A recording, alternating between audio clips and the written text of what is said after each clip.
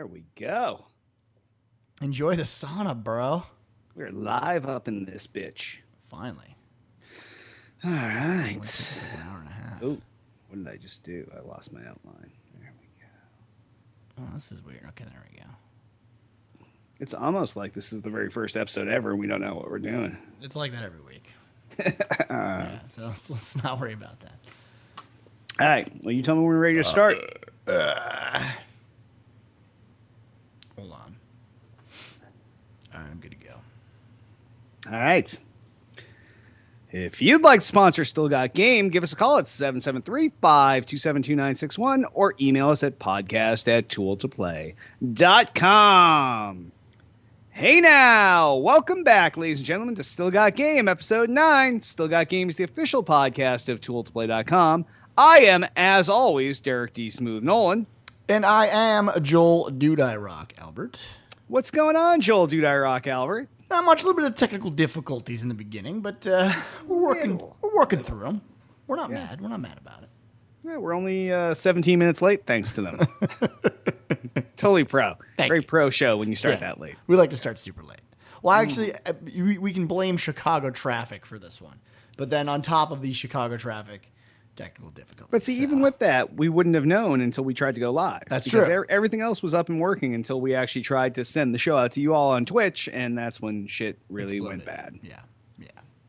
But we are here, and we're doing a show. It's hot, but we're doing it up. Well, it's hot for me, not for you. You're probably 69 and air conditioned. It's actually a little chilly here right now. That's rough. I feel bad for you. That sucks for you, bro, that it's so hot because I'm just freezing my ass off every day. Yep. Well, I got 4 drinks. That should cover me for the show. Using some CD cases as coasters since those things are useless now. I've got Green Day's Dookie with this one. I've got my other vodka with the Fat Boy Slim's Rockefeller Skank. Oh, wow. Go old school. This is all over the map. I'm loving this. I've got the Hempilation compilation with my Monster. Wow.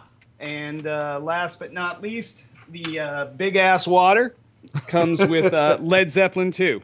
Even the big ass water, like it's the ice has already melted and it's only. I know. It's unbelievable.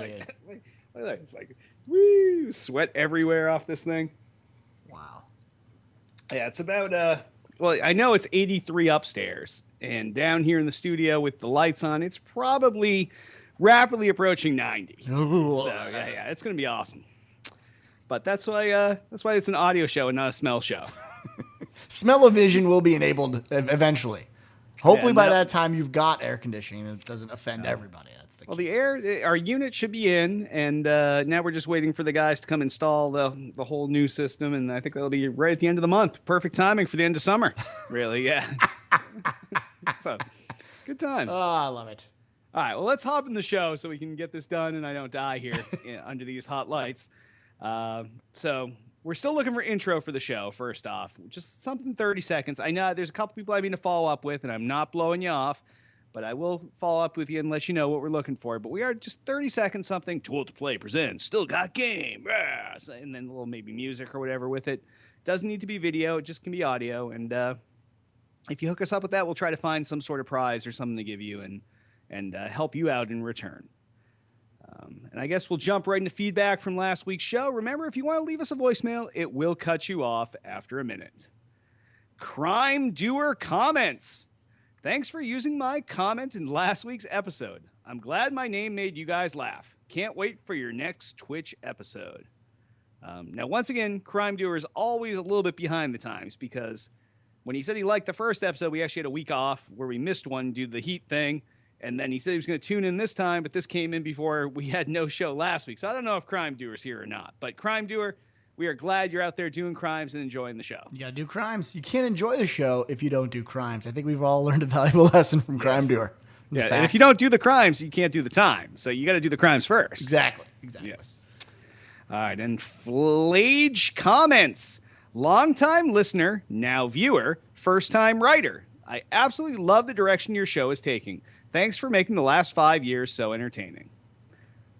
Now, believe it or not, Flage, the show actually did exist before 5 years ago. There was 32 episodes prior to that in 2005, but there was a little year and a half hiatus. Yeah. lag. We like to, we play video games. Sometimes we lag. Yeah, It's in our nature. But coming out of that hiatus, the production value of the show went up by like 30,000%. Yeah, because it turns out I'm not saying anything. No. It turns out if you care about doing something, then it can be good. It can be good. If you put your heart and soul into don't something, care, it doesn't suck. I like to keep it on the low level of care, which sometimes, I don't know if you had a graph, but you'd see if the care goes low, production tends to follow that swing. So. Well, if you watch Thick and Thin, you can see the care from Jay, and you can see the LB cave of non-care. And that's really the two spectrums in one show. It's a black hole. Yeah, it's awesome. It's awesome to see the value difference by a simple camera switch. Now, see, the irony here is in this show, you look at it, and it's almost like what was the pinnacle of care in Thick and Thin is the lowbrow level of setup here. Correct. Yes. Like here I got the Tool to Play banner back there. This is pro. Like you look at mine. Look at what do I got? It's like a white wall. There's a guitar over there. It's kind of dark because I don't. At least you got the blinds closed. The best part is I don't even feel I have lamps. I don't want to go get those lamps. They're all over there. Meanwhile, it's 90 degrees. And You're I sweating got your more ass lamps off. I know what to do with on here, so it's all good. All right. Well, you're very welcome, Flage, and we're glad we could entertain you. And last but not least, anonymous comments. I don't think you guys still have game. Pussies. Where did this come from? This came via an anonymous email. Oh, that's fantastic. From like a throwaway email account. Ah, wow. Yes. I can only assume it's Bubba and or a couple other people, but the sad part is it's like a lot of people that we could expect. Sure. They're suspects. Sure. It could be someone genuine that they were like, oh, still got game. I'm going to check these guys out.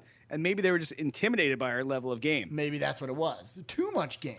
I understand that can be, sometimes people look at the amount of game and they think it's actually not a lot of game, but they come to realize it's just too much game. So much. It's too much game. Like if you have that much game, like if you're up close to a mountain, can you tell it's a mountain or does it just look like something in front of you? You can't tell. You don't know that there's a whole mountain there of game, if you will. But of game. Of game. That is correct. Just want to tie that together, make sure everyone understands really where we're going with this. I'll point this out to everybody. Lisa was retarded and couldn't follow my analogy. we stitched it back together so that the mountain equals game. Full circle. We will have diagrams at the end of the show, in case you were wondering. I'll put them in the show notes. All right. Well, if any of you have feedback, give us a call, 773-527-2961. Email us at podcast@tooltoplay.com. And site-related news, I've got nothing. Jay, how about you? Not much. No, a little bit of stirring in the Halo realm, as always. If you guys check out the Halo forums, there's a cool topic out there that's basically saying that Halo competition is dead, and a lot of the main guys, a lot of the big pros everyone has come to know and love are actually leaving the game for Call of Duty. So that's stirring up some trouble on the site, as these things do. So that might be a little fun thing for you guys to check out. Give us your 2 cents, what you think about it. If you like Halo, if you don't. If you used to like Halo, now you don't. Some interesting stuff. But yeah, other than that, not much going on. Now you do. Yeah, sure. Some people have just gotten on the Halo bandwagon and they don't feel like getting off. Yeah. But and it's an interesting topic nonetheless, with the new systems coming out and all that stuff kind of happening, to kind of see where Halo has come and where it is now. It's a big debate, and I don't really think any side is totally correct. I can see some merit in both ends, but head on over to the website, go over to the Halo forum, and feel free to voice your opinion, not so loudly that it gets you kicked off the website. That's usually the course of action. Sadly. Drop your 2 cents. Drop your 2 cents. All right. Well, I guess on that, why don't we hop over to what we're playing? What have you been playing this week, Joel Dude I Rock Albert? Playing a little bit of Tropico 4. Still playing. Yeah, I know. Still. That's impressive. Yeah, it's weird. It's one of those games where I don't play for very long. I'll pick it up. I play for like 20 minutes, 30 minutes, and here and there, then I'm kind of done. And same with Cities XL. I play a little bit of that as well. I wouldn't say indie games because they're really not. They're a little bit more than an indie game, but they're not well known. I got them on the Steam sale, and that's what I'm doing now. Is I bought 15 games. I'm trying to slowly but surely play them. Get the money's worth. I mean, realistically, I got the money's worth the minute I paid for them, because just loading them up, it's like, oh yeah, I'm like, worth it. That was worth it. Saw the loading I used screen. that much of their bandwidth. Just download it. Yeah, exactly. Shit, I should be paying them. That's the way I feel. So I've been going through that stuff. What about you? Still with the Halo? Well, yeah, still a little Borderlands 2, a little Halo like 4. Didn't play anything last week. Was on vacation. Did all kinds of cool stuff with the kids. So no games at all last week, but came back strong last night, Sunday night. Boom. Some Borderlands 2 for 3 or 4 hours, and then a couple hours of Halo to cap it off. So, nice. Look at you, yeah, gamer. getting back in the swing of things. Love it. Yes. All right. Well, on that, why don't we saunter over into the new releases, because we finally fucking have some. There's a shitload of new releases out this week, and they're not small. No, they're big. So the first new release out this week is a multi-platform release, and it's Disney Infinity, and this is out for the 360, the PS3, the Wii U, the Wii, and the 3DS. This is the Disney response to Skylanders, and they've kind of responded with a big heavy-duty shot over the bow of the Skylanders franchise. It features 2 modes, Toy Box mode and Playset mode. Toy Box mode is basically your creative mode where you can go in there, you can do all kinds of fun stuff, you can mix and match characters from different Disney properties. Playset mode is more like, hey, I've got the Pirates of the Caribbean playset, and I've got Jack Sparrow, and I've got all these guys, and they can exist Barbossa, and they can exist in this world and play around there. And it's more like the campaign versus the Minecraft, if you will, of fun. The base that comes with the game, it's just like the Portal in Skylanders. This game has a base. It holds 2 characters and then holds a bunch of power discs, which this is really the Disney Infinity Pro move here, which is show what they know what they're doing. These discs either modify or enhance the world itself or your character. So it's a power up for the character or it adds something to the world. And these are sold in 2-packs, and it's blind sells. So you buy them, you don't know what you're going to get. That's interesting. Yeah, it's like buying cards. Yeah, that's. I was just gonna say that's like a Magic the Gathering sort of thing. That's a cool thing, I guess. Yeah, it's definitely not the way people are used to buying stuff. So if you want to get all 20, you might have to buy. Well, you could buy 20 and maybe get them all, or 10 and buy them all and get them all, or you might have to buy 20 and get half. You don't even know. You could buy 100 and never get all of them. So yeah, I don't know if people are going to totally dig this model. They did this in Guild Wars 2 not too long ago, and there was a huge backlash of people because it was for a cool sword or something you can use in the MMO, and people were like, I don't want to spend. My buddy spent $30 and he got it. My other buddy spent $120 and he got it. I spent $500 and still haven't got it. So that's an interesting model. I don't know that it always works, but it might work for these guys. It kind of fits a little bit better. It's Disney, and kids like buying stuff. People are used to buying Pokemons and all this other stuff where you don't know what you're going to get. You just, it's always a risk. But the game's been getting super awesome reviews. High 8s, low 9s. Ours is en route. It came out on the Sunday, which is weird when you pre-order stuff online because you can never get it delivered on a Sunday. So ours should be here any day. We've got, I think, the entire, we got the game and every playset. We actually got the... we pre-existing had the Lone Ranger playset, thanks to a hookup from a Good Tools Play member, friend of ours, and he got that out to us. But everything else, we pre-ordered, I think, just about everything except for the Cars playset, and we get a couple of these discs. So we'll see what kind of percentage we get. If all of a sudden we open up our multiple packs of discs and they all have the same one in there, we know it's kind of bullshit. Right. We're excited to play this. The kids love Skylanders, but this one, Tiff and I are going to jump on first, and then eventually we'll let the kids play. Yeah, it's pretty. I mean, it's cool what they're doing, and I know you guys love it, so I can't really comment on it. I don't have kids. It's not a game I'd ever play, but I don't know. This might be your kind of game. Interesting. Yes. Maybe I will give it a chance. We'll see. All right. Next new release out this week is also a multi-platform release, and it's Saints Row 4. And this is out for the 360, the PS3, and the PC. This is Volition's highly anticipated next fucking entry into the Saints Row series. Now, if you don't know about Saints Row, it started out as a cheap GTA knockoff. And really what they did is they said, okay, here's the things that GTA does, and here's the things that GTA does wrong. We'll do what GTA does, and then we'll try to address the things that people don't like about GTA. And in their first one, it wasn't graphically on par with GTA, but they really did fix a bunch of the things. And as the series has moved on, by the time you came to Saints Row the Third, these games were enormously popular. And now this one was a hugely anticipated thing at E3 this year. The game's set 5 years after the events in Saints Row the Third, and you, as the leader of the Saints, are now the president of the United States of America, which is massively fucked up. You're fending off... It's insane. Yeah. You're fending off an alien invasion. There's all these over-the-top weapons in the game.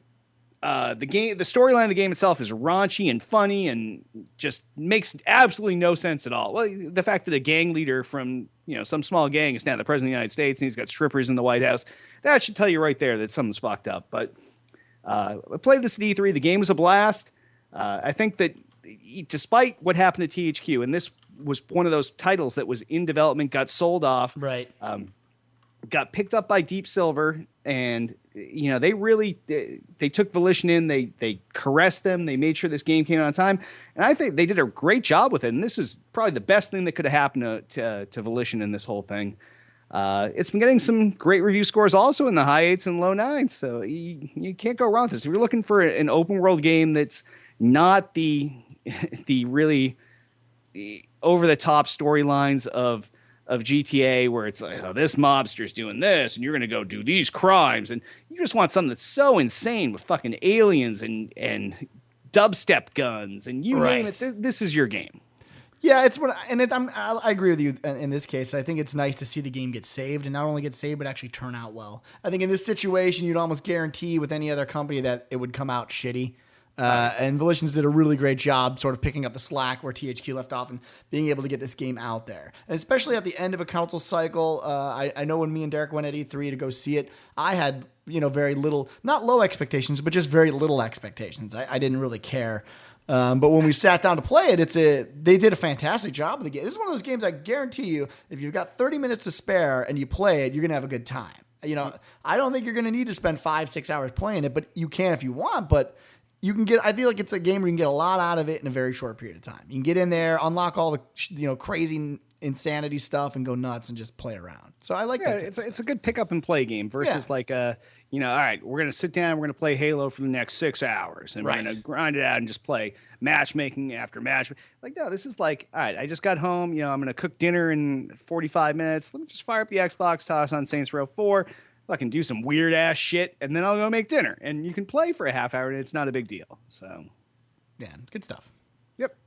All right, next new release out this week is also a multi-platform release, and it's the Bureau XCOM Declassified. And this is out for the 360, the PS3, and the PC.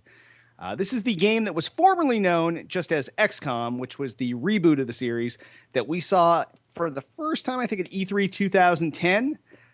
In that amount of time, whether it was on the E3 show floor or behind closed doors or it disappeared for a year or whatever, it has now morphed from a first-person shooter into a third-person squad-based tactical shooter. So huge changes. Why? You still control William Carter. He's your XCOM agent. And for each of the missions, you take 2 other agents with you from your stable of agents. They each have different skills and abilities as you've kind of leveled them up and built up their skill sets. Just like other XCOM games, if one of your agents dies, he's gone for good. So don't name him after your friends unless you're kind of a douchebag. No early reviews are out for this yet. I'm going to have to assume that they're not going to be good just because this game has seen more churn than any game. I hate saying it, but I agree. It had so much potential to be cool. The first time we saw this at E3 2010, we went for our closed doors appointment. It was the room was set up like an old school 1950s military bunker, and it was like a military briefing, and the game looked awesome.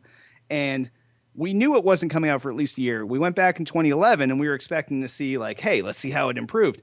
And all of a sudden, our XCOM appointment for that year was for that other XCOM game that was not our style at all. It was more real-time strategy. Yeah, right. So, and then this game completely disappeared. It didn't show up again in 2012.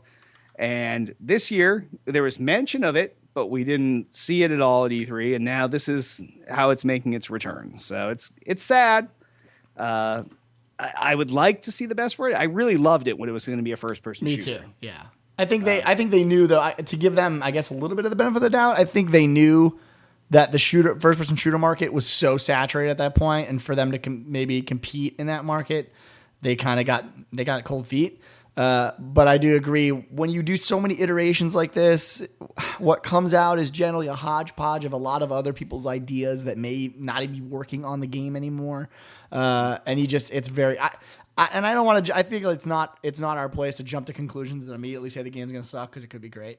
Look at what Volition did, but still, We're talking a lot of iterations here. I mean, we're talking genre jumping. Yeah, yeah. Like, this it's is not like even the same genre anymore. I feel like this is a large chunk of our gaming lives, like me and you, just in general. Like every year for the last 5 years, we've seen this game in some form. Yep. And there's just no way for it to live up to anything at this point, which is sad. It's almost like you went to LA and you saw your girlfriend one year, and she was like a LA girlfriend. You just went out there, you met her, and one year she had blonde hair, the next year she had brown hair, next year she had red hair, and the next year she was a guy.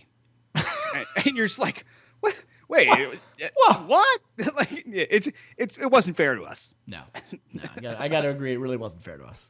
Yes, yeah, but it's fucked up. LA treated us wrong with this XCOM game. But then, like I said, we don't wish it the worst. We really were fans when it was a first person shooter, and it was still, like, despite them not saying so, it was still that squad based tactical thing, and you brought agents with you, and they each had their own abilities. But it was more, you were first person, you're just calling out stuff, as opposed to, it's really easy nowadays to switch to the third person and have your the classic Tom Clancy Ghost Recon view of things. You know what I mean? Like that seems to be so overplayed now too, that maybe you're just better off sticking with first person shooters. Who knows? Maybe, yeah. But I think it's kind of it's hard to say. I think they saw the marketplace. They figured maybe we should try something new. And I even remember one of the years we went back, they were saying, not to that, I guess, extent. They were essentially saying, we went over what we were doing and we felt like it was the same old. And to many extents, it probably was. I mean, it was an FPS. You had fun little alien guns, and I think you guys have probably heard of an FPS that's like that. So there was really no reason for them to do it. I do get that, but again, maybe there's no reason to do the game at all. Like, you know what I mean? If you can't get it to work and you desperately want the IP to be XCOM, but you can't fit it into anything, maybe that's not a good idea. And it worked well when they did their top down, that thing's been because that's popular. XCOM, that's more in the vein of XCOM. So I don't know. Sometimes I guess this goes to show, sometimes even though you want to spread out to other genres, it doesn't pay to, and you might eventually second guess yourself and just be like, all right, that was fucked up. I don't know what we were smoking that day, but let's just put out the game that is kind of a side game. We're not going to rebrand the entire franchise, right? A completely different game type, but which was what they were doing, and it was ballsy. But then they lost their balls. Yeah, exactly. All right. Well, the last new release out this week is also a multi-platform release, and it's Tom Clancy's Splinter Cell Blacklist. This is out for the 360, the PS3, the Wii U, and the PC. This is the 6th game in the Tom Clancy Splinter Cell series. And actually, from this point on, I'm no longer going to call it the Tom Clancy Splinter Cell series. I'm going to call it Splinter Cell. There you go. But there is some sort of agreement with the Tom Clancy estate and Ubisoft where you always have to say Tom Clancy's blank. Like, they can't just call it Splinter Cell. They can't just call it Ghost Recon. It's really fucked up. It's kind of egocentric. Like, I know I brand myself all the time, but Tom Clancy these guys think he has a giant fucking dick or what? Well, apparently he does. Well, probably. It's Tom Clancy's giant cock. It's Tom Clancy's giant cock. If you want to brand, you got to brand it right. We're gonna get sued. You will not refer to it as giant cock. Just Tom Clancy's giant cock. Yes, exactly. Yes. So this is a direct sequel to Splinter Cell Conviction. It's basically the same Sam Fisher stealth fucking game that you know and love, with a couple new touches and obviously a new graphical polish, just like you can expect with every iteration of games. There's now this new killing in motion gameplay mechanic where you basically tag a bunch of guys along. Let's say you're stealthing into a hallway. You tag a bunch of guys, and then you run through and you do like a combination execution where you take one guy out, then another. Then it adds a little bit of speed to a game that's usually arduously slow and turtle or snail paced. The 360 version also supports Kinect, both the traditional Kinect, like you want to use your body to do shit, or the more cool way is to still use the controller, have fun that way, and just use the voice portion of Kinect.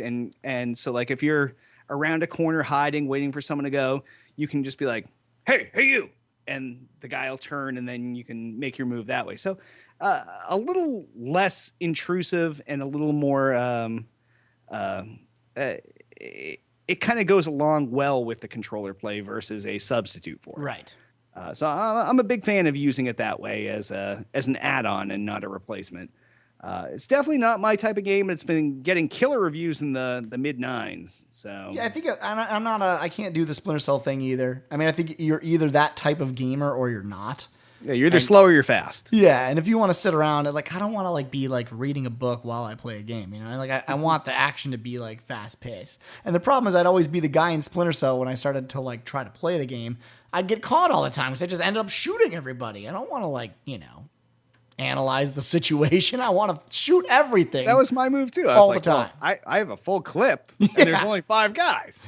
And then you like, and the worst part is like, they obviously the part of it is they want you to like, keep as much ammo as you can. And like that whole idea of like, well, if I use all this ammo, I'm not gonna have any ammo, then I can't shoot anybody. I'm like, no, just give me unlimited ammo. I don't just let me take ammo from the guys I kill. Like They've every got other guns. Why can't I pick up their gun? I don't want this little dinky pistol all the time. Give me that guy's bazooka. I'm badass. I'll just storm through this place and take people out. Exactly. But, yeah, my first experience with Splinter Cell games was miserable. Me too. It was like my first experience with Metal Gear Solid games, and it was like, oh, here we go. It's a fucking badass game to go in there and kick ass, and it's like, no, you're hiding. You're waiting for the patrol to go by. Then you sneak up behind him. The only thing that Splinter Cell had going for it was the little green glowy goggles, but that's not even enough for me. Yeah, that can't even carry it. I can't carry it at all. No, back when we were kids, now that could carry us, but now it's not enough. Just give me a submachine gun. Let me go. Exactly. Yeah. All right. All right. Well, on that, Jay, why don't we jump over into gaming news? Let's do it. First story. This is a Halo 4 story, if you will. Halo 4 update adds new support upgrades. This is the Spartan Ops to matchmaking. This is via joystick. That's not how we say that. Those are 2 separate things. That's why there's a semicolon. Oh, Spartan Ops to matchmaking. Derek's good at this. Yes. Halo 4 adds new upgrades. Also, Spartan Ops goes to matchmaking. I would like it if it just said also. For frame of reference for the future. All right. Well, see, when this comes out in audio form, it's going to be totally pro. I hope it's not. I prefer this. I really do. Nah, it's fine. Anyway, so yeah, you got 2 things from Halo 4. You got the update that adds new support upgrades, and you got the Spartan Ops that's coming to matchmaking. This is via joystick. So 343 Industries will push out a title update for Halo 4 today. That's Monday, August 19th, ahead of the launch of the game's Champions Bundle. That's the DLC, which is scheduled for Tuesday. The patch, in addition to ending the current Global Championship online qualifier, also adds 2 new support upgrades. One of which is Recharge, which reduces the amount of time it takes for your shields to recharge, which seems pretty helpful. And then not so helpful, in my opinion, Survivor, which will automatically eject any player from the vehicle that is on the verge of exploding. The update also adds the Spartan Ops levels to matchmaking, specifically the 2 chapters from Episode 1, which is the Challenge Sacred. 1 chapter from Episode 2, which is Gargarin, which is the worst naming convention ever. And 2 chapters from Episode 5, which is Spartan Miller and Nothing Can Go Wrong is the other one. So, meanwhile, the game's Crimson Pack will be removed, and this is for the preparation of the arrival of the Champions Bundle. What do you think about more Halo content? I don't know. Does it matter anymore? I'm a huge fan of this. I think that having more Halo content and more Borderlands content, these guys get it. They know that we're getting the end of this console generation. We talked about it before. People are not going to go invest tons of money in a new franchise. You've already bought these games. You sell me a little value add, $5 here, $10 there. I'll buy it. And here, these are some decent additions, and these cost nothing. Now, granted, when we go to the Champions Bundle, that's going to cost something. But these changes are just keeping it interesting. Like, people are maxed out at level 130. They have all these perks. They've got their different loadouts. Well, here you got 2 brand new loadouts you can use. You got the shields recharge. If you're the kind of guy that runs in there and your shields get torn down and you just can't hide. It's a good one. You get your ass kicked. That's decent. The other one, I actually have, of my 5 loadouts, I have one that's I usually play Halo with my good buddy Mr. GBMS. He is always our driver. I am always the gunner. And we each have a loadout for maps with vehicles, and there's different perks that, like, he's got one where he can take more abuse before the vehicle goes down. I have one where I can shoot longer before the gun over. So this is something perfect to complement that, where you add this to that loadout, and now all of a sudden, the vehicle's about to blow up, and you're both out of it instead of having to use some other weird perk. Like right now, I use the one where I can drop down a big bubble shield once the vehicle blows up, so that I have to get out. I take tons of abuse. I throw that on the shield to try to get my health back. This will kick me out. So I wish there were more vehicle-friendly maps for Team Slayer, if you will, in Halo 4, which they're not. You kind of have to play big team to get them.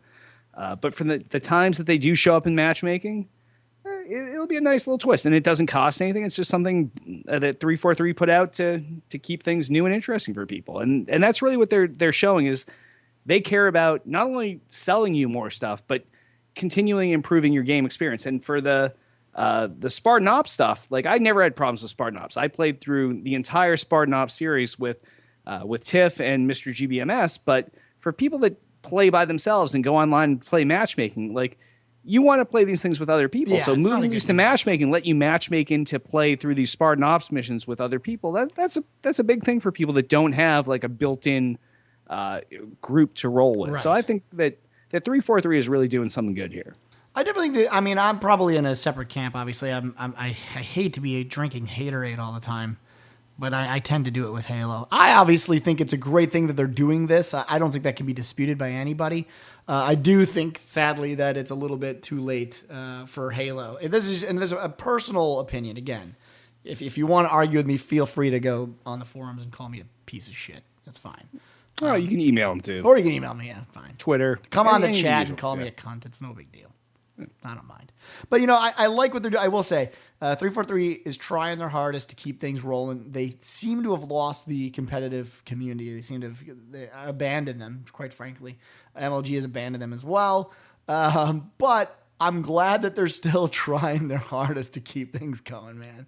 And in a way, it's good because you see them, doing these things like Pit and bringing these maps back that were, I mean, I would say Pit is probably, in terms of the competitive gaming of Halo, was the biggest and most influential competitive map that the game ever had. That's probably a bold statement, but I truly believe that. No, I would agree. After lockout / blackout / whatever stuff, that was the one that people. This map can never be beat. This is the pinnacle of MLG competition. And then the Pit came, and they're like, okay, this map is not only balanced, but it's also competitive. Yeah, and it was asymmetrical, which everyone loves because there's different variables that symmetrical maps sometimes are the most fair, but there's not a lot of variety on them, so they're boring to watch. Whereas Pit had a lot of different things going on. So they're still trying. I love them that they're trying. I am no longer a fan of Halo at this point. I think overall they've done a poor job. I'm going to state that now. You'll be back. You say this every time. You're like, I'm never buying another Halo game. Well, to be fair, I buy all of them. Sometimes I'll play it for a day. That's the difference. And Halo 4, I will say this, I played Halo 4 longer than I played Reach. I thought Reach was absolutely horrible. So, not bad. Not a bad go around, guys. Keep it up. Keep releasing those games. All right? I'm being fair. I'm not saying dumb. Fair enough. All right. Next stories. Then this is true to my heart. The sci-fi MMO WildStar has announced a hybrid business model. This is via Game Informer, and this was something I was really geeking out at E3. I'm still waiting for my beta from those sons of bitches, if you're listening. They're very skimpy with They're very skimpy. So lots of MMOs have been going free to play, and this is pretty much any MMO you've seen in the last 2 years. But Carbine Studios' WildStar sci-fi MMO will present a few different options for players. When players buy the game, which comes out in spring, which, by the way, they just pushed back, they will get 30 days of free game time plus 3 guest passes, and that's a week play time for any of your friends, which is really kind of cool. After the initial pay period is over, players will be they'll have 2 options. One of which is the subscription model that everybody knows. It's the World of Warcraft model. You pay $15 a month or $10 a month if you get the 12-year sub. You can buy game cards and all that normal World of Warcraft stuff. However, if you would like to, you can use essentially what is the in-game way of getting gold. Like everyone knows in MMO, you farm stuff, you make gold. But what you can do with that gold is you can redeem it for what are called certificates of research, exploration, destruction, and development, better known as CRED. Awesome name. Fucking shit. Brilliant name. And each one lasts 30 days. So if you're the type of guy that has nothing but free time, is completely afraid of vagina, and does not have a job, you can play the video game as much as you possibly can till your head explodes, earn this in-game gold, then go to the marketplace, trade that gold in for cred, and then use the cred to play your video game. So it's very cool. You never have to spend a dime on this game. You can just play the game. And what they're doing with this is they're allowing you essentially the guy that doesn't want to fucking do that, he can actually buy in-game gold from these people. Then he has the gold, the other guy has the game time. It's a symbiosis. Everyone high fives each other. Now, the rate of exchange between the two will be determined by the players themselves via the commodities exchange server. And that's going to be different on everybody's server. So it's going to be sort of like an open market, if you will, and that will fluctuate in price. So if you want a fixed price, you just sub like everybody else. You pay your $15 a month, get all the game content you want, raid, do all that shit. Don't have to worry about it. If you decide I'd rather be a poor college kid, I just want to play the game, you can do that too.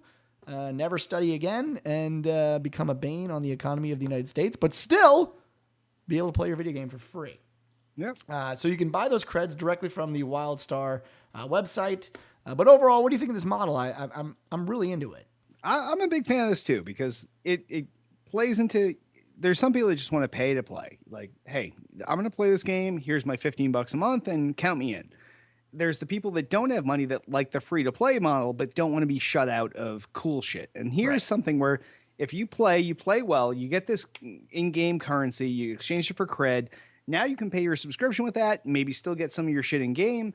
It's win-win. And there were a lot of questions once they came out with this announcement that said, hey, okay, so what happens when, which happens in every MMO, gold gets to a point where it becomes so devalued because of the economy that now your in-game currency, like instead of, we don't even know what's it cost, but let's say it was like 1,000 for a month.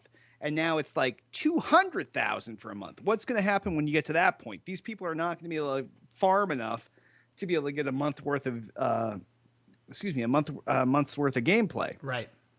So what they came out with and they said is there's going to be enough things in the game where they're going to create artificial scenarios for you to piss away money. Right. And not just the World of Warcraft model, which is, hey, buy this pet, buy this mount. That was the World of Warcraft way. It was novelties. Here it's more of you can actually spend your in-game currency on cool shit that is not just cosmetic. And that's how they're going to keep the economy in check is by having people spend all this gold on actual stuff that can benefit their game. Right. And by doing that, you allow the economy to balance itself out, but you also have this kind of this over the top. It's kind of like the real economy. The economy does its own thing, but you have someone setting interest rates. Right. Exactly. So it's that same sort of thing where you have somebody that's coming over the top and like, oh, this is going too crazy. Let's lower the price of unlocking this huge, awesome armor set so that we can keep the economy to this price. Or, oh, everybody's got shit tons of money. Let's raise the price of all these fucking extra swords and all this shit so that we can keep the economy in check. So I think it's a great idea. I think that what they have planned is great. I think it definitely requires additional staff because now you have somebody, really you have like an economist looking over each and every one of your servers to make sure that things are fair and balanced so that you've got people that are playing for free. You're still making enough money because you don't want to make it so easy that everybody can play for free. But you want people to be able to play for free so that they can maybe get hooked that way and then be like, hey, you know what? I want to use my gold for my shit instead of just for my sub, and I want to get cool shit with it. So it's a delicate balance. It is a delicate balance, but I think that's what makes it so great is the flexibility. No one has to just be a guy that subs. No one has to just be a guy that plays to pay. No one or pays. No, yeah, plays to pay. Wow. It's the opposite of what you would normally say. But there's so many scenarios here that if one month you say, man, I got a lot of gold, I'm not going to pay this month. I don't need to pay this month. I have a ton of gold to get rid of. I might as well get game time. It's the best way to make that conversion happen. You do that. And there's really three scenarios here because there's the guy that's paying for the sub. There's the guy that's playing for the sub. But there's also a guy in the middle that can pay also for gold itself. So he's paid for the gold to get the sub and whatever else he wants. Yeah, like there are multiple entry points in here, not just the two. And what they talked about a little bit, which I loved, is that it essentially negates any need for gold farmers at this point. It is the bane of every MMO. There's always been a million ways they've been trying to get rid of these gold farmers, but really there's no value anymore for them. It essentially means, why would you ever want a gold farmer? If you want to buy gold, which is the one thing you've never been able to do in MMO, just buy it right from just buy. WildStar. Well, you're buying it straight from the person that you know is a credible source. He's the guy that's running the game. You'll get your gold. You'll be able to buy it. If you decide I didn't need all this gold, turn your gold into game time. Play the game again. Like this multiple entry point thing is fantastic. And if you've been following the series at all, you've seen this come out of these WildStar guys. They had a game that they were going to push in around November. Right before this announcement, they said, hey, we didn't feel like our game systems were that fun. We've decided to completely revamp combat and questing. We're going to push the game back another 7 months. We did the beta test and we listened to the community. We knew it wasn't fun. We're starting over. So these seem to be some guys that really listen to what's wrong with everything that's going on. And they're trying desperately to make an MMO that people love to play. And they're worrying about the other shit later. Where the money's going to come from. These are your models. This is what we're going to try to do. Give us your feedback now. If you don't like it, we'll change it. So Carbine and NCSoft are both they're geniuses with this stuff. And Carbine's a local Boston company here, and I've met these guys countless times. There's a lot of local game dev, business-to-business meetups and stuff here in Boston, and we've met these guys tons of times, and they definitely know what they're doing. They know where they're going with this. They're not idiots, and it's like you said, worry about making money later. You've already invested all this fucking money to make the game. Just get it out there. And then once it's out there, you can tweak all these things to make sure you're making enough money to cover what you spent and what you need to bring in. And anything above that is icing on the cake. Icing on the cake, yeah.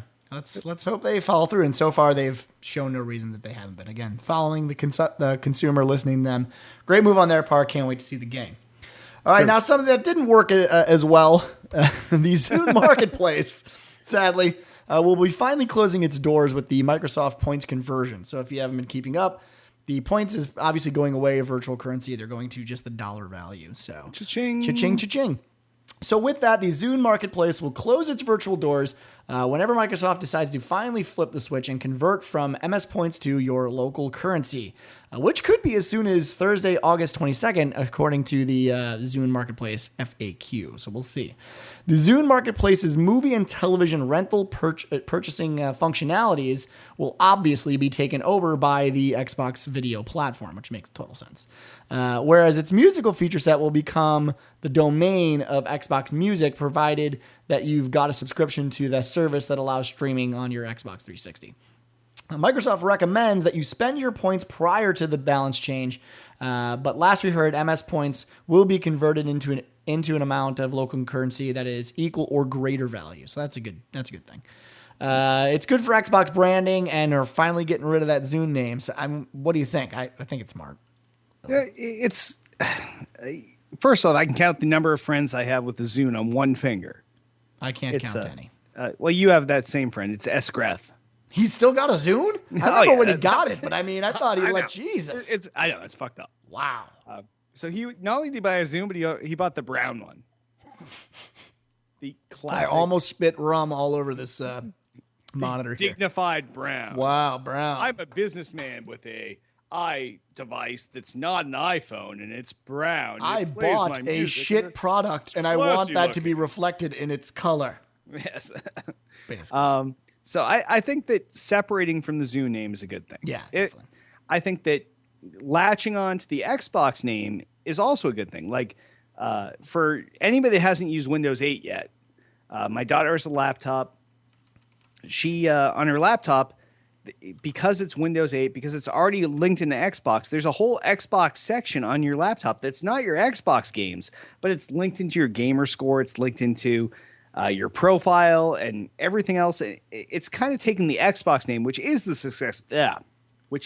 successful thing. Right. The brand is there. Yeah. And linking on that brand versus the Zune brand, which is like, hey, where can I find you? Down here in the shitter. Like, it's definitely going in the right direction. You'd rather put your horses in the race that everybody's a winner versus the one where everybody's a loser. Yeah, I definitely agree. I mean, to me, this is almost a non-story in the sense that they should have gotten rid of Zune a long time ago. I'm just glad that it's almost like they have an excuse to now. That's what it is. They're like, hey, what's a good reason to close these doors so it doesn't look bad? Oh, let's just do it when we convert the points so they can't buy anything anymore. Sure. That'll be our time. Yeah. That way it doesn't look like we're giving up. Right. Hey, we want to keep Zune, but there's no such thing as Zune credits. Right, exactly. Or Xbox Microsoft points. We couldn't convert those to real money for Zune. We just have to close the doors. Whoopsies. Sorry. But Xbox for the win. Right. Yes, right. Yeah. That's a good change. I think it's a good thing too. Yeah, it's a good change. And it helps people forget the device and remember the most successful consumer product Microsoft's ever had, besides Windows, of course. Right. But Windows is more like, it's like, oh, you want air? Okay, you got it. Exactly. We'll sell it to you. Would you, like, when you turn on your Windows. computer, do you want to use it? Yeah. Good. Then you have Windows. There's no viable option to substitute for Windows. Right. Like, if you're a Linux guy, fuck yourself. Like, you're going to say that it's viable, but it's not. Because go run Office on Linux. Yeah, join the corporate world on Linux. I would love to see you try. Yep, every company's running open Office these days, Jay. Yeah, that's what I hear from people. But then I actually go to work and I'm like, open. No one's even. They look at me like I'm a fucking retard. They're like, we have our Exchange server, and you're all running Outlook, right? And we're gonna use Excel and Word. And if you have to schedule meetings and shit, or track your project, it's Microsoft Project, right? You want to do a presentation, PowerPoint. Yep. Yeah, that's how it works. That's why Microsoft rolls in money. They have strippers that wash their backs. They don't even look at the tits. They're just like, hey, my back's dirty. Can you wash it? Oh, I don't even see your tits because my shower head's held by another stripper. And that shower is just cocaine is coming out of the shower. It's not even water. Why? Microsoft, they roll with it. They just roll. They're the best. It's great. Not that we kiss their ass, but we'll be expecting our check soon. Yeah. Cha-ching. Office what? Office only, motherfucker. Sad. True facts. All right. On to the what the fuck story this week. This is an interesting one. It's kind of a sad one, really. SOE developers feel demoralized when fans leave extreme, harsh criticism when they tell them that they suck. This is almost like not news. As reported by Polygon, Sony Online Entertainment's Director of Global Community Relations, Linda Carlson, gave an interesting talk about balancing developer relations with its various online communities, while tamping down abuse and abusive behavior by the users. Carlson detailed the process the company uses to handle all of these different issues during a presentation at GDC. This was the Europe one in 2013. This is kind of interesting because they gave up or kind of said they're sorry in a roundabout way, but also reflected on how bad it harms their developers when users kind of go off and say, hey, your game sucks and I hate you. She said during her presentation that developers need to be literally counseled afterwards and protected in the face of strong user backlash. She also said that developers are generally terrified of players, particularly when there is a vocal disdain for updates or changes that have a dramatic effect on gameplay. When fans are particularly angry, developers can come away from those interactions feeling severely demoralized, Carlson said. Players think that developers are sharks who think that they are out to ruin gameplay and dumb it down, Carlson said. Carlson also reminded attendees of the presentation of the aftermath of the 2005 patch to Star Wars Galaxies called New Games Enhancements. Oh. And everyone, if you don't know anything about video games, or even if you follow it, everyone knows about this. And I'm not going to joke, one of the developers actually committed suicide after this patch was released. That is real. Yeah. So anyway, she reminded him the major update to the popular MMO simplified gameplay and features which fans did not like. SEO ignored the negative fan reaction, believing that it was a temporary attitude on part by players. It was not, and it essentially destroyed the entire community within a month. It was a stunning lesson, quote, in how not to do things, Carlson said. It was too much change. It brought about too many things all at once. Even after the event, there was an idea that it would all blow over among developers, but it didn't. There was so much anger, you cannot hide from these events. Carlson points out that SEO is still getting hate mail to this day because of the NG update for Star Wars Galaxies. So, I mean, what do you think about this overall? It's nice to see the developer coming out, but what are your thoughts? It's like it's acknowledging a lesson learned. It is. Like, this was one of the most horrible missteps that a company could have made. So taking this in and learning from that is something that's so critical for moving forward. And you did mention there was a sad part to this, but yeah, it really is that thing though, where sometimes developers work in a such a microcosm of society. They don't see what's going on outside them. They're like, oh, people will love this. Everybody wants the game easier. And WoW is guilty of this over the last 5-6 years. They just constantly make the game easier. They just haven't got to the point yet where people give up. Yeah, and they don't do it in such a jarring fashion, right? It's not a broad brush. Right. It's a very slow, okay, now we'll make this easier. We'll make leveling easier, make rating easier.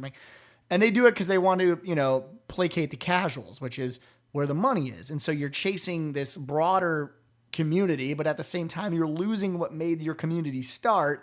And you have this weird sort of attrition that happens. Yep. But I mean, I thought it was just crazy that they said all this. Like that. That part is the insane part where someone actually takes ownness of what they've done and says, "Hey, well, that thing we did before, that was fucking weird. You see that? We're not going to do that again. Let's not ever do that. People died. I mean, Jesus, it's insane. Whoops. Oopsie. But at the same time, you're right. It's great to see the ownership being taken out of something like. I never would expect SOE of all the companies. Sony all the companies. Of all the companies. They're almost like the fucking Gestapo. Whatever we do is right. Yeah, they are the ones that literally think they're shitting gold, even like while the guy behind them is stealing all the gold that they're trying to shit out, and there is nothing there. I mean, they always think like, oh, we've got the best idea, we've got the best game. They're even doing this now with the new EverQuest, how it's going to be the best MMO ever. It's good that they have that attitude, and it's great that they do that. But in the face of failure, they continue to do it. It's nice to see them say, "Oh, yeah, I mean, let's be honest, we fucked up with that." That's almost the fucked up part of the story. Is not that like they are doing it, but it's Sony doing it. Right. And that's the what the fuck. We're like, we're Sony, and we're gonna say we fucked up. Yeah, it's weird. Yeah, it's weird. That definitely has me saying what the fuck. Yeah, right on. All right, on that, we'll quickly hop into the mailbag and voicemails. Our good friend Altius asks, speaking of Sony is having an event on the 20th to announce release plans for the PS4. What surprises or information do you think we can expect? So the 20th is tomorrow. So by the time people listen to this, they will listen to our show, and we will either have been right or wrong. That's kind of nice to see that instant feedback of wrongness. Like, you guys are idiots. They just said this yesterday, you retards. I won't be like Sony either. I'm not going to admit that I was wrong, just so you know.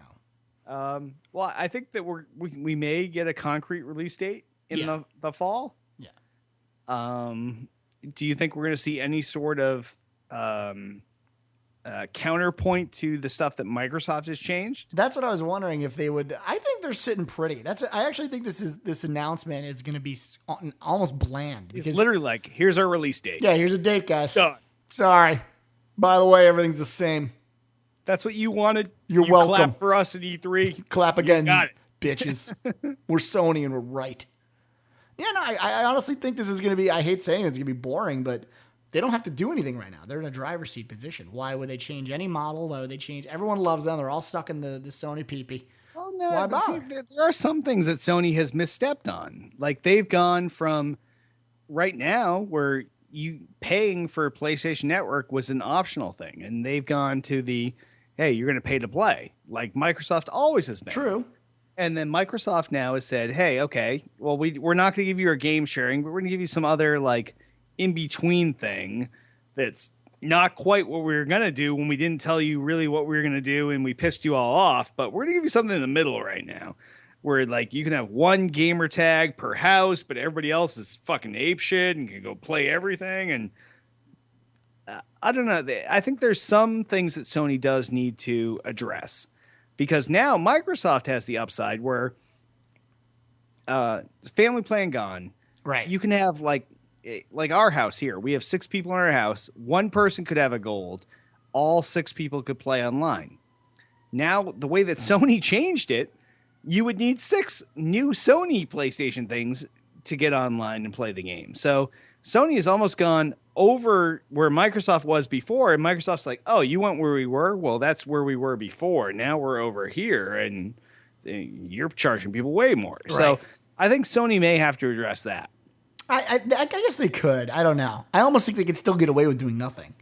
There's so much insanity with the Xbox One that, like, even with missteps, there's not enough. Like, people are, and I don't want to say they're all blind to it, but in a way, that's what it is. I mean, they're just, everyone has jumped on a Sony bandwagon at this point. They're not even going to look at any merits that the Xbox One has anymore. And I've talked to so many people that essentially are like, I'm done with the Xbox. Even after they've essentially gone back over, they've given you everything you want. You're still like, fuck These Xbox. People are idiots. I know. I know. They're fucking idiots. I'll still tell you, in our house, we still have one PS4 coming and 2 Xbox Ones. And I have one. I have one and one. I don't have. Well, first of all, I don't have a there's only one of you. I don't have well, that's really. If you ordered more than one, I would make. Well, I could have one in the bedroom too. I have 3 Xboxes in this house. Makes no sense. But I don't want to. We have 5 Xboxes, but we do have 6 people.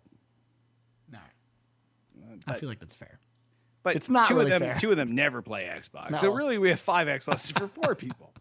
And then so the you're boys an always idiot, play is the what you same meant to Xbox. say. So really, we have 5 Xboxes for 3 people. You're like the anti-technology. Like you don't have like cool air, but you got 5 Xboxes. Like you got your priorities are. Well, just we had fucked. cool air. That was the problem. We had air that gloriously flowed year round at 69 degrees until it was like, what the fuck? It's been 100 degrees for a week, and you fucking put this shit on me?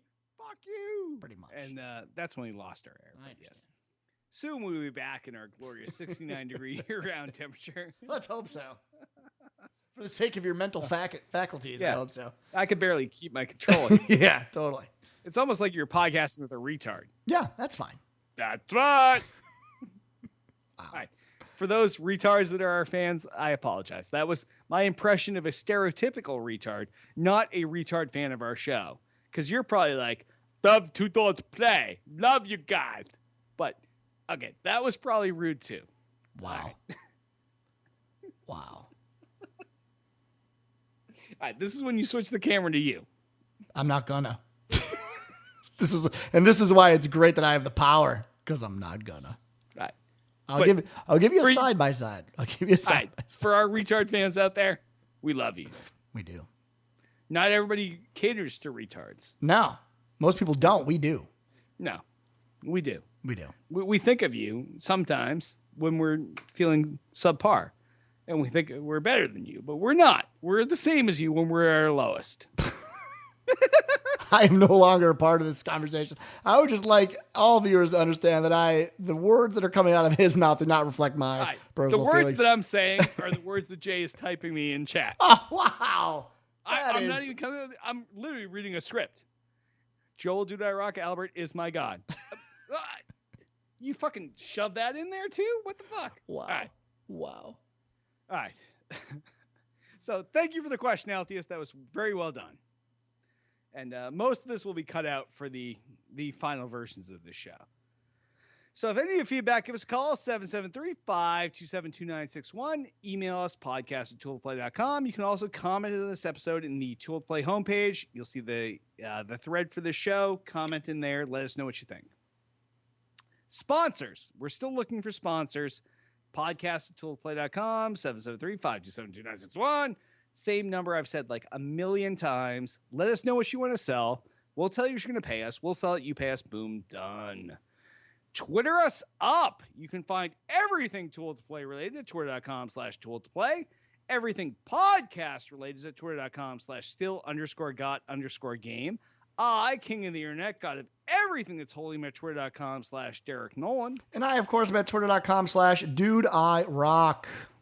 Facebook the fuck out of us. Facebook.com/Tool to Play. Facebook.com/Derek Nolan. Facebook.com/DudeIRock. All right. And iTunes. Most important part of this whole thing. So important. Yes. We need people to subscribe on iTunes and give us positive feedback. So on iTunes, if you go there, you rate and review this podcast on iTunes. Still got game. Give us 5 stars. And Jay, you're on the spot now, bro. What should people write about us?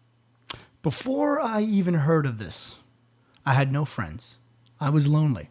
My penis size was no more than 3 inches. After just one episode viewing, penis size grew by 16 feet. Couldn't even leave my house anymore. Couldn't leave the house, people. I was a But you had the podcast to keep you company, right? But everything else is like, yeah. But this is good because now we can view the podcast. He never has to leave his house. It's win-win, people. Win. If you're playing WildStar, now you got a giant penis. You got WildStar, and you know you can't leave the house. Can't leave the house. It's win-win. Triple win. More video games, giant penis, can't leave the house. Chicks just come over. They just come over. I heard you have a giant cock. Just to marvel at WildStar while you fuck me. Exactly. Yeah. Wow, that is not what I expected. No, really not. Wow, that was almost as bad as my recharge shit. All right. On that, why don't we wrap this train wreck of an episode up? I am Derek D. Smooth Nolan. And I am Joel Dude I Rock Albert.